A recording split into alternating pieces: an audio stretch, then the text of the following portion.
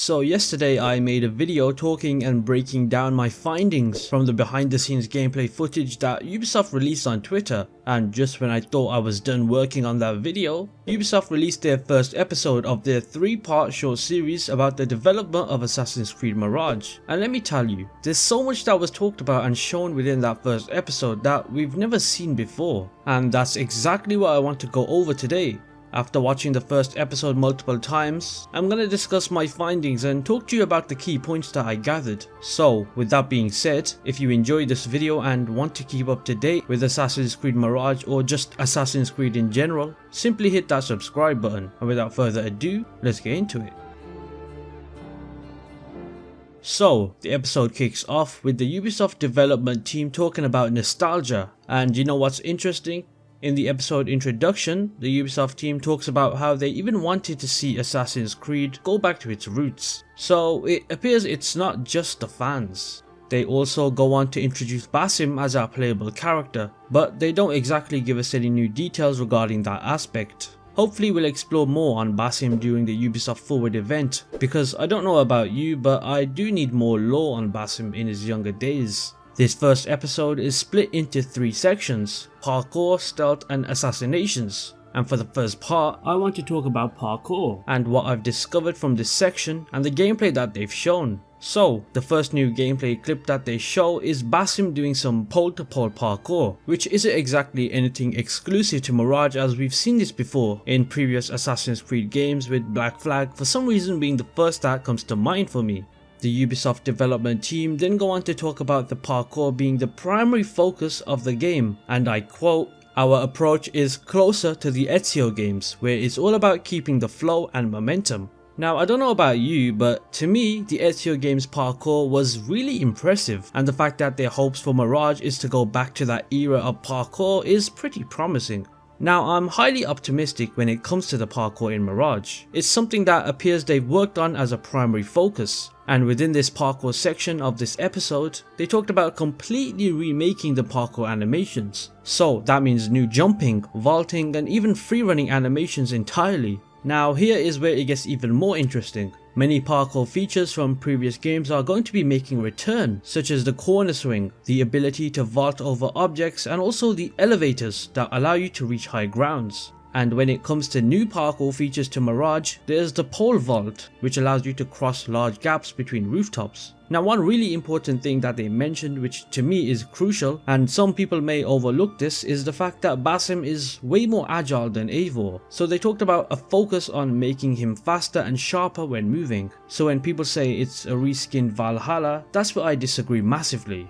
Now if you watched my video yesterday about the behind the scenes gameplay that Ubisoft released on Twitter, you'd know I talked about this specific scene, and one thing that I got wrong was this small white icon on the compass. At first I thought it was a collectible, but now seeing it in higher resolution, it's definitely just the direction of west on the compass. So to those who left comments saying that, kudos to you. Oh, and here's what appears to be a synchronization point. It looks pretty high up. Could it be the highest one in the game? Well, it does certainly look that way.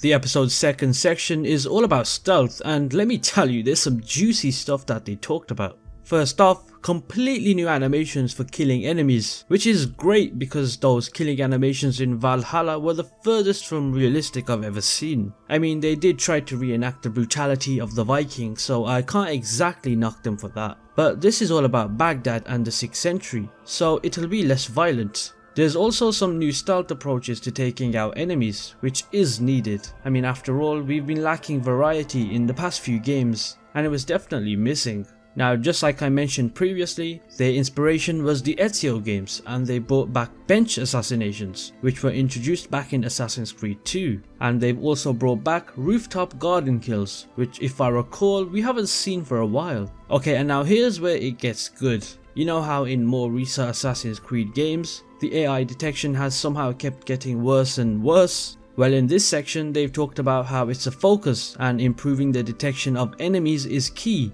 making it more responsive and readable, as well as the vanishing loops. There's also the first time introduction to brand new features such as enemies being able to now shoot your eagle out of the sky, which can prevent you from using it. Now that's something completely different and I was not expecting that. We'll just have to see how that plays out. It does sound pretty interesting though, I can't lie. Enemies can also poke spears through haystacks, which is yet another new feature. And like I mentioned yesterday if you watched my video, social stealth is making a return, allowing you to blend in with crowds and walk in groups. There's also the return of bribing factions. I think the last time that we were able to do this was in Black Flag, and before that were the SEO games, where we'd be able to bribe heralds and courtesans to distract guards. But the bribing in Assassin's Creed Mirage will be completely different to those games.